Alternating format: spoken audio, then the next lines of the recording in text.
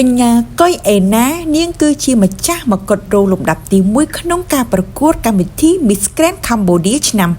2023ថ្មីនេះនាងបានបង្កើតព្រឹត្តិការណ៍មួយនិងជាសកម្មភាពដ៏អស្ចារ្យនាងបានឆក់យកចិត្តប្រជាពលរដ្ឋខ្មែរទូទាំងប្រទេសកម្ពុជាមិនថានៅក្នុងប្រទេសឬនៅក្រៅប្រទេសនោះឡើយក្នុងគោលបំណងដ៏ធំធេងជួយដល់សង្គមដើរដើម្បីបន្តក្តីសង្ឃឹមដើម្បីកុមារនិងជនមានពិការភាពនិងដើរដើម្បីក្តីសង្ឃឹមដើរដើម្បីទេសចរសូមបញ្ជាក់ផងដែរថាកញ្ញាកុយអេណាបានធ្វើដំណើរថ្មើរជើងពីភ្នំពេញមកដល់ក្រុងសៀមរាបនៅថ្ងៃទី21ខែកញ្ញាឆ្នាំ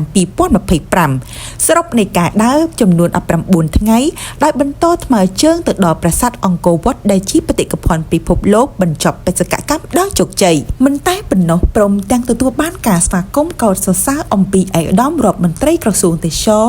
និងលោកជំទាវសាន់ណារ៉ាឡង់ឌីរដ្ឋលេខាធិការតំណាងរដ្ឋមន្ត្រីក្រសួងវប្បធម៌និងវិចិត្រសិល្បៈព្រមទាំងប្រជាពលរដ្ឋជាច្រើនតាមដងផ្លូវអ្នកធ្វើដំណើរយ៉ាងច្រើនកកក